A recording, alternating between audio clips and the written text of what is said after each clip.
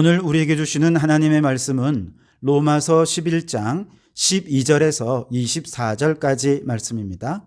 봉독해 드립니다.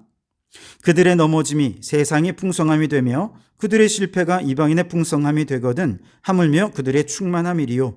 내가 이방인인 너희에게 말하노라. 내가 이방인의 사도인 만큼 내 직분을 영광스럽게 여기노니 이는 혹 내 권력을 아무쪼록 시기하게 하여 그들 중에서 얼마를 구원하려 함이라. 그들을 버리는 것이 세상의 화목이 되거든 그 받아들이는 것이 죽은 자 가운데서 살아나는 것이 아니면 무엇이리요. 제사하는 처음 익은 곡식가루가 거룩한 즉 떡덩이도 그러하고 뿌리가 거룩한 즉 가지도 그러하니라. 또한 가지 얼마가 꺾이었는데 돌감람나무의 인대가 그들 중에 접붙임이 되어 참 감람나무 뿌리의 진액을 함께 받는 자가 되었은즉 그 가지들을 향하여 자랑하지 말라. 자랑할지라도 내가 뿌리를 보존하는 것이 아니요 뿌리가 너를 보존하는 것이니라. 그러면 내 말이 가지들이 꺾인 것은 나로 접붙임을 받게 하려 함이라 하리니 옳도다. 그들은 믿지 아니함으로 꺾이고 너는 믿음으로 섰느니라. 높은 마음을 품지 말고 도리어 두려워하라.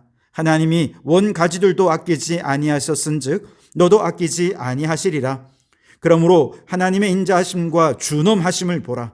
넘어지는 자들에게는 준엄하심이 있으니 너희가 만일 하나님의 인자하심에 머물러 있으면 그 인자가 너희에게 있으리라. 그렇지 않으면 너도 지키는 바 되리라. 그들도 믿지 아니하는데 머무르지 아니하면 접붙임을 받으리니 이는 그들을 접붙이실 능력이 하나님께 있습니다. 내가 원 돌 감람나무에서 지킴을 받고 본성을 거슬러 좋은 감람나무에 접붙임을 받았으니 원 가지인 이 사람들이야 얼마나 더 자기 감람나무에 접붙이심을 받으랴. 아멘. 오늘은 이 말씀으로 감사 그리고 추수라는 제목으로 은혜를 나누고자 합니다.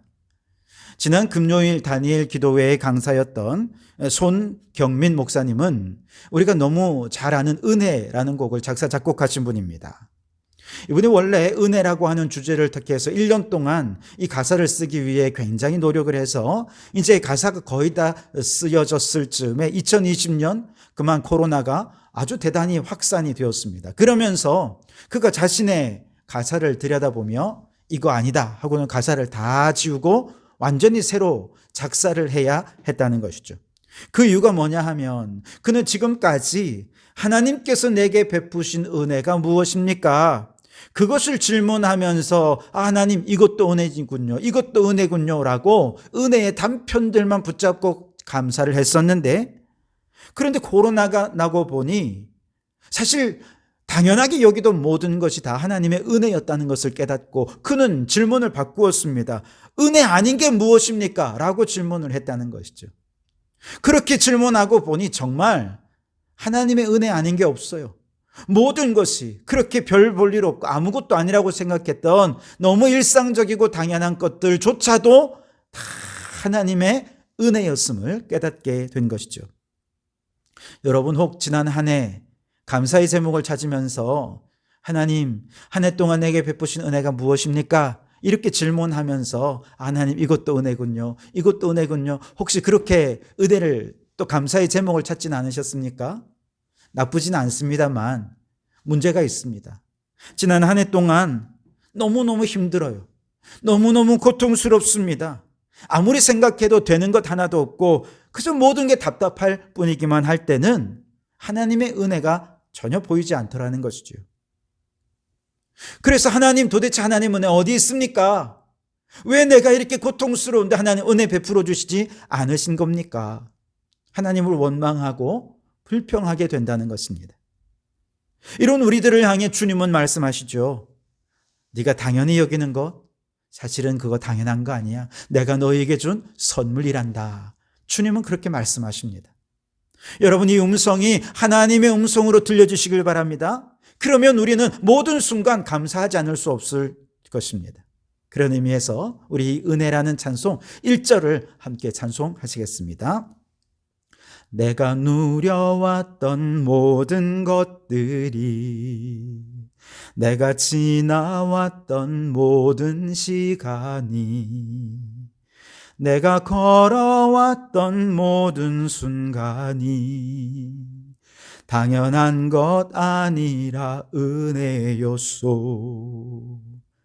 아침 해가 뜨고 저녁에 노을, 봄의 꽃향기와 가을의 열매, 변하는 계절의 모든 순간이 당연한 것 아니라 은혜였소.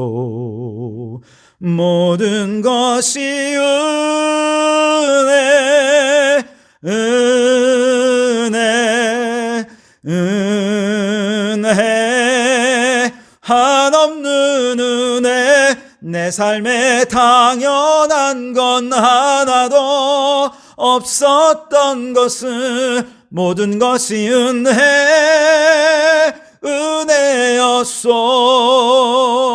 은혜였소. 아멘. 여러분, 지난 한 해 모든 것, 당연하게 여기던 것들이 모두가 다 하나님의 은혜요 선물이었음을 깨닫고 감사 찬송하는 이날이 되시기를 주님의 이름으로 축원합니다. 오늘 우리가 읽은 성경 말씀에 보면 바울의 두 가지 감사를 우리가 보게 되는데요. 바울이 이방인들을 향해 복음을 전하면서 복음을 전하면 전할수록 자기 동족에 대한 애틋함이 더 커져갑니다. 왜 하나님께서 유대인들을 구원의 반열에서 제외하신 것일까? 어떻게 하면 그들을 구원해 낼 수 있을까? 차라리 내가 구원해서 제외된다 하더라도 저들을 구원할 수 있는 방법이 있다면 나 그 방법을 좀 택하고 싶다. 그 정도로 그는 골똘하게 이 문제를 고민했습니다. 이 문제를 고민하면서 그가 깨달은 것 한 가지는 혈통적 유대인이 하나님의 선택된 백성이 아니라 하나님의 선택된 백성이 그 속에 따로 있다는 것입니다. 그리고 하나님이 택하신 영적 이스라엘, 그들은 하나님의 주권적 선택 안에 있기 때문에 반드시 언젠가는 구원하여 주실 것이라고 하는 확신입니다. 이 확신이 들자 바울은 감사하게 되었습니다. 아, 그렇구나. 비록 혈통적 유대인은 아니라 할지라도 영적 이스라엘, 영적 유대인이 따로 있구나. 하나님 반드시 그들 구원하시겠구나. 감사합니다, 하나님.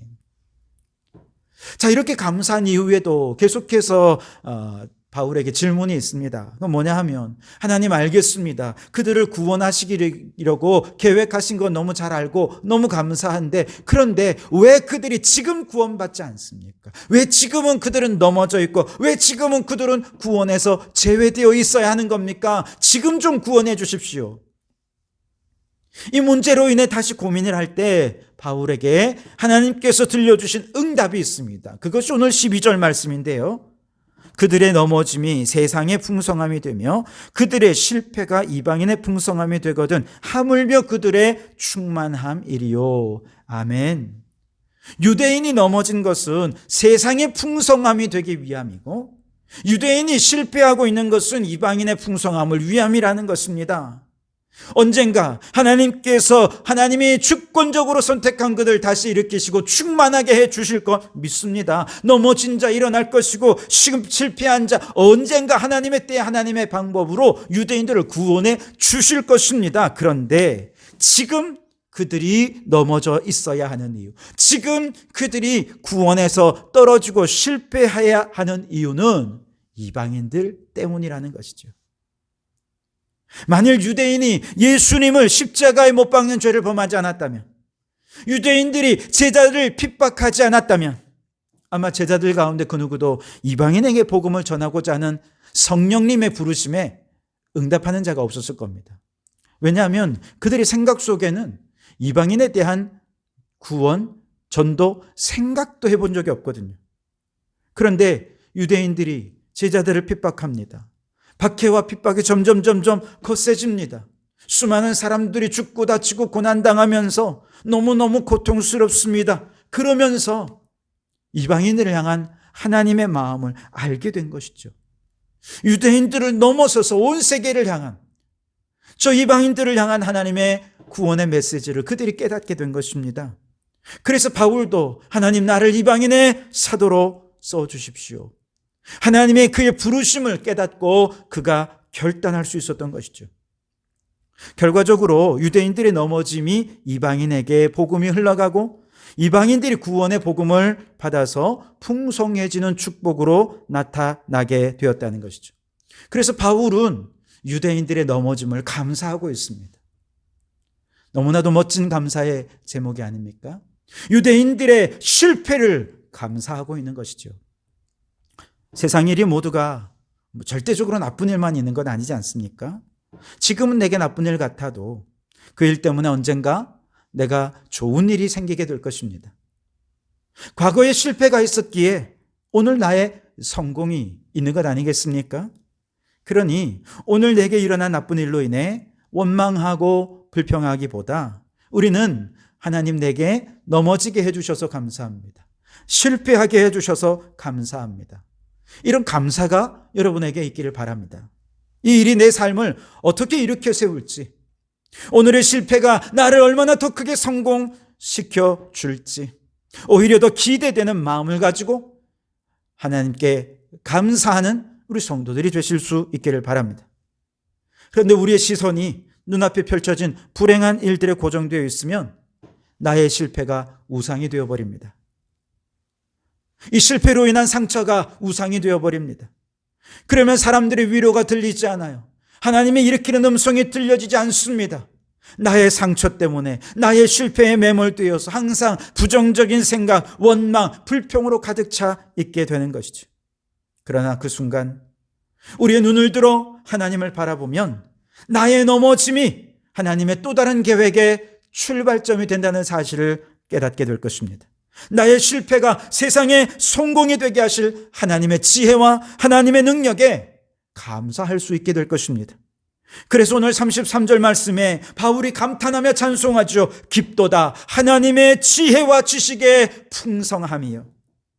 여러분, 눈을 들어 하나님을 바라보십시오. 상황과 여건을 뛰어넘어 하나님을 향한 감사와 찬송을 올려드리는 여러분들이 되시기 바랍니다. 돼지는 하늘을 올려다볼 수가 없다고 합니다. 몸의 구조상 목이 땅을 향하고 있기 때문에 기껏 높이 들어봤자 45도 이상을 들 수가 없다고 합니다. 그래서 스스로 고개를 들고 하늘을 바라보는 일은 불가능하죠. 그런 돼지가 하늘을 바라볼 수 있는 때가 있습니다. 언제냐? 넘어졌을 때입니다. 발라당 넘어지게 되면 자기도 모르게 하늘을 바라보게 되지 않겠습니까? 우리의 삶에도 때론 넘어질 순간이 찾아오겠죠. 그러나 여러분, 우리가 넘어지면 그동안 볼 수 없던 하늘을 바라볼 수 있게 될 것입니다. 아파봐야 건강의 소중함을 알게 되죠. 실수하고 부끄러운 상황에 처해봐야 겸손의 소중함을 알게 됩니다. 가정 안에 여러 가지 크고 작은 문제들이 생겨봐야 비로소 가족의 소중함을 알게 되고, 영적으로도 넘어지고 낙심해 봐야 하나님의 은혜가 얼마나 큰지 깨달을 수 있게 되는 것입니다. 그러니 여러분, 넘어지는 것을 겁내지 마시기 바랍니다. 실패하는 것 두려워하지 마시기 바랍니다. 넘어진 김에 나의 모습이 때론 돼지를 닮아서 그동안 물질에, 권력에, 사람의 눈이 멀어 그것만 바라보며 고개를 땅에 파묻고 살았던 그런 우리의 삶이었음을 다시금 반성해보는 계기로 삼을 수 있길 바랍니다. 그리고 넘어진 김에 하나님 바라보고 하나님을 더 의지하는 우리가 될 수 있길 바랍니다. 그러므로 여러분, 넘어짐이 가져다준 선물인 저 하늘을 바라보며 우리에게 이미 너무 큰 선물을 베풀어 주신 하나님께 감사하는 여러분 되시기 바랍니다. 넘어짐도 감사, 실패도 감사, 모든 것에 감사하는 여러분들이 되시기를 주님의 이름으로 축원합니다. 바울의 두 번째 고백인 감사는 이방인들에 대한 감사입니다. 17절을 보시면 또 한 가지 얼마가 꺾이었는데 돌 감람나무인 내가 그들 중에 접붙임이 되어 참 감람나무 뿌리의 진액을 함께 받는 자가 되었은즉 이라고 말씀하시죠. 여기서 돌 감람나무는 야생 올리브 나무입니다. 참 감람나무는 좋은 품질의 감람나무죠. 돌 감람나무는 야생에서 아무렇게나 자라서 돌보질 않았기 때문에 올리브 열매의 품질이 좋지 않아서 사람들이 그 열매를 찾지 않습니다. 그래서 열매는 버리고 그냥 나무만 잘라서 초막을 만드는 데 쓰거나 때로는 땔감으로 사용할 뿐이죠. 자, 그런데 이런 돌감람나무를 좋은 품질인 참감람나무에 가지를 접붙이게 되면 접붙여진 돌감람나무 가지에서 참감람나무 뿌리로부터 진액을 받아서 좋은 품질의 올리브 열매가 맺히게 된다는 것이죠. 마찬가지로 이방인들은 원래 돌감람나무 같이 아무짝에 쓰이지 못하고 그저 지옥의 땔감으로나 쓰여질 뿐인 죄인이었던 것이죠. 그런데 하나님께서 예수 그리스도를 통해서 이방인을 영적 이스라엘인 참감람나무에 접붙여 주셨다는 것입니다. 그랬더니 이방인들도 참감람나무의 뿌리로부터 진액을 받아서 구원의 열매, 생명의 열매, 영생의 열매를 맺을 수 있게 되었다는 것입니다. 그러니 이보다 더 감사한 일이 어디 있겠습니까?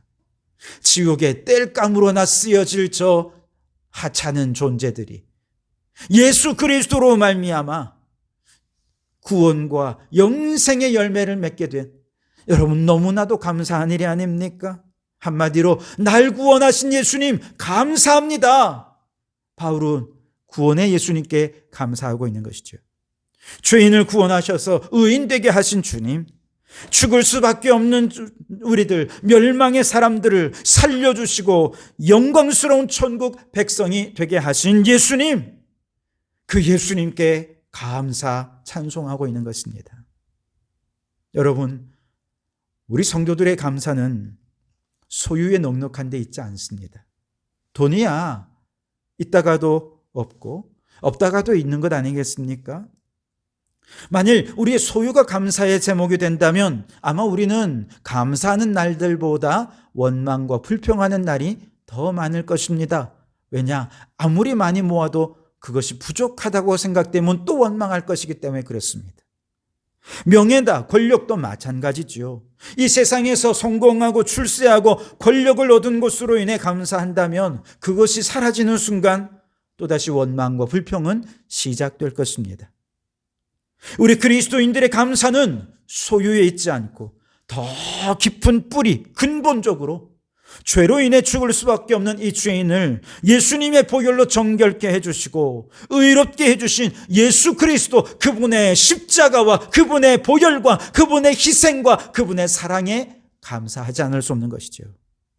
내가 가진 것 아무것도 없이 가난하고 비천하고 절망스러운 현실이라 해도 나를 위해 죽으신 예수님이 있고 죄사함 받아 천국에 갈 소망이 있는데 그 예수님으로 인해 감사하지 않는다면 무엇으로 도대체 감사할 수 있단 말입니까?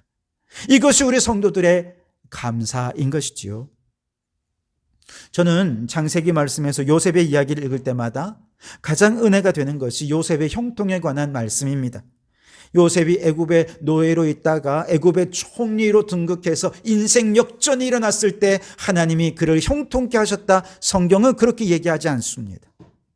오히려 하나님의 아버지의 사랑을 독차지하고 있던 이 요셉이 형들의 미움을 받아서 애굽의 노예로 인신매매되어 팔려갔을 때 여호와께서 그를 형통하게 하셨다.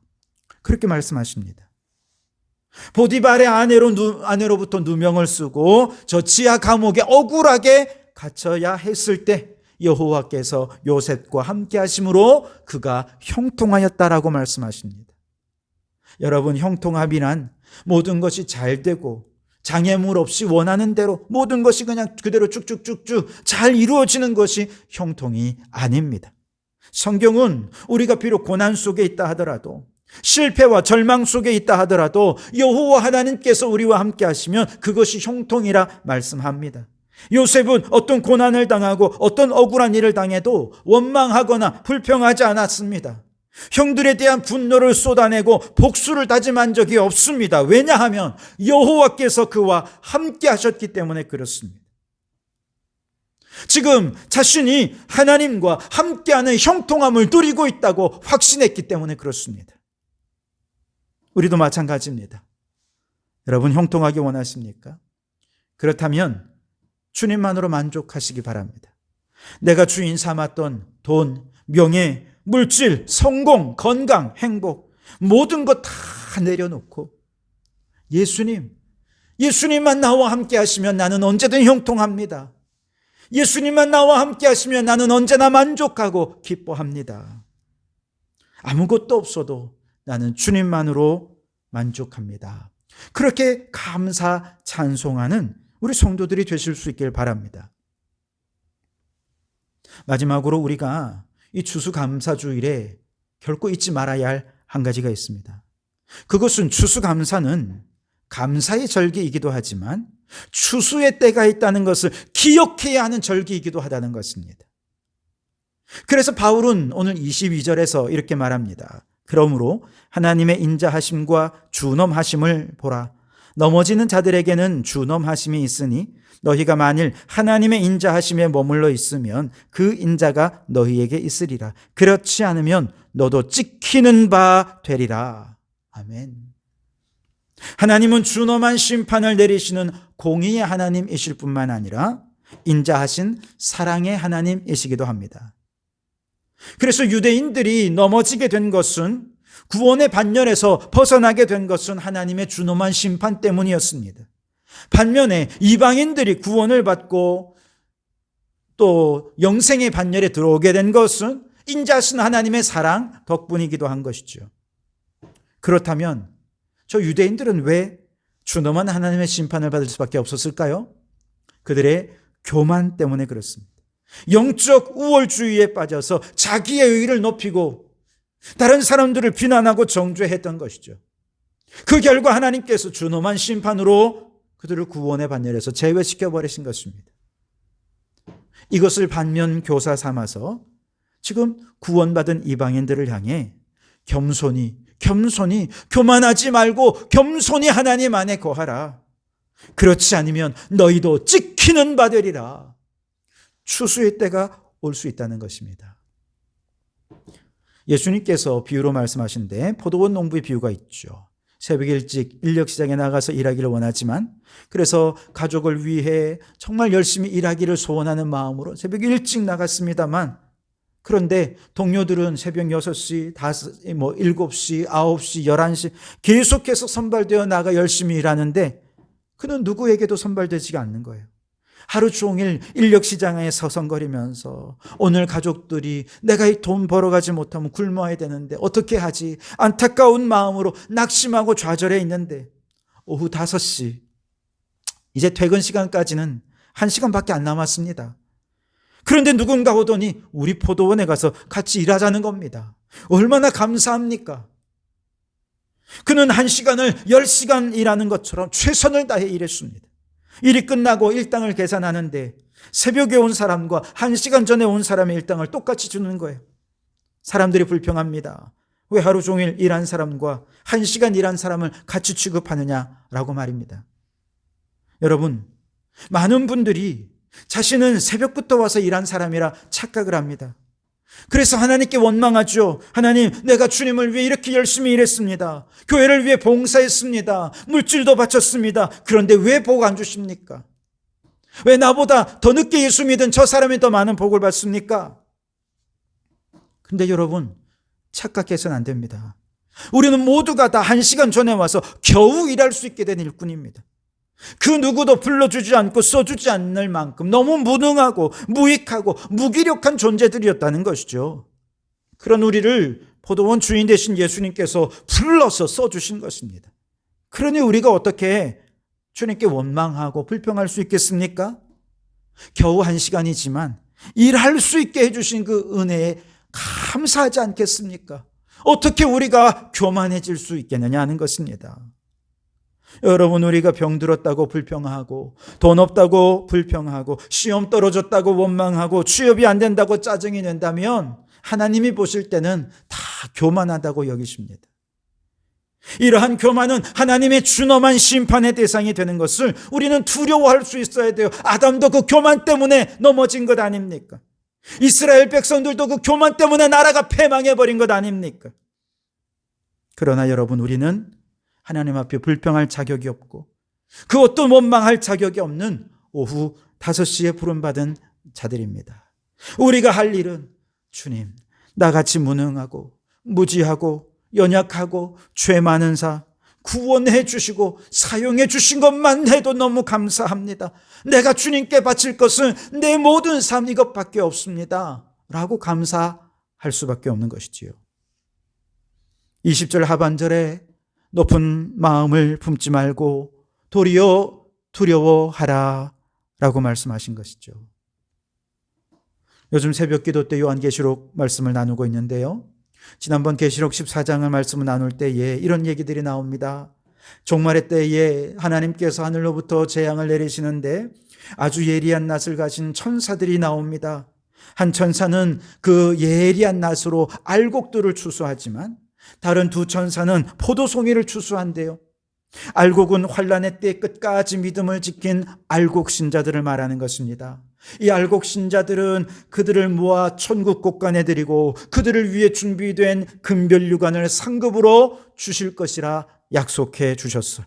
반면에 포도송이 불신자들, 천사들이 예리한 낫으로 이들을 종말의 때에 다 추수해버립니다. 그리고 포도즙 틀에 짤 때 그 속에서 포도즙이 나오는 게 아니라 피가 나오게 될 것이라는 거예요.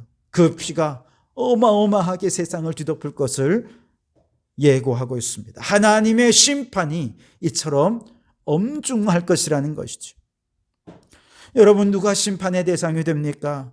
종말의 징조들이 실현되고 하나님의 진노가 나타나는 것을 눈으로 보면서도 교만해서 회개하지 않는 자, 마음이 너무 높아서 주님 앞에 무릎을 꿇을 수 없는 이런 사람들이 심판의 대상이 되는 것이죠.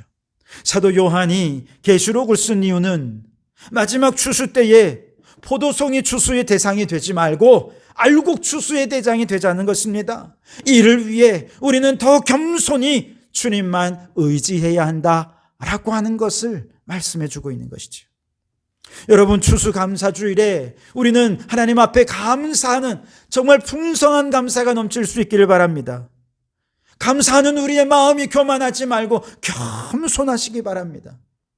교만했다가는 언젠가 내 입에서 원망과 불평이 나와서 그렇게 우리의 마음이 높아져 있을 때 하나님의 추수 심판의 대상이 될 수 있다는 것을 잊지 말아야 합니다.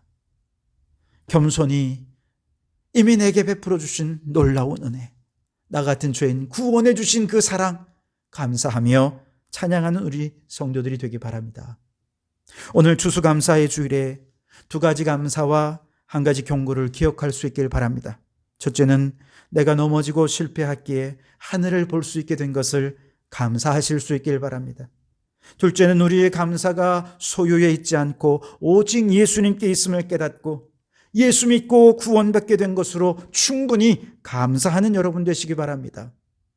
세 번째, 감사를 잃어버린 교만한 마음은 하나님의 심판의 대상이 될 수 있음을 깨닫고 추수 때에 우리가 알곡 추수로 천국 곳간에 들어가는 성도들이 되도록 더 겸손히 주님만 의지하는 우리 성도들이 되실 수 있기를 주님의 이름으로 축원합니다. 기도하겠습니다. 하나님, 우리가 실패하고 넘어지게 하심을 감사드립니다. 내가 넘어짐으로 가족들이 예수 믿게 되었습니다. 내가 실패함으로 이웃이 더 풍성해지게 되었습니다. 넘어진 그 순간 하나님을 바라보게 되었음에 감사 또 감사드립니다. 우리를 죄에서 구원해 주신 예수님 감사드립니다. 예수님만으로 만족하며 그 구원의 은총에 감사하며 살아가는 저희들 되게 해 주옵소서. 교만한 자에게 심판 추수가 기다리고 있음을 깨닫게 하시고 겸손히 감사하여 우리 모든 성도들 알곡으로 추수되어 저 천국 곳간에 예비된 면류관을 받아 쓰는 저희들 되게 해 주시옵소서. 예수님 이름으로 기도하옵나이다. 아멘.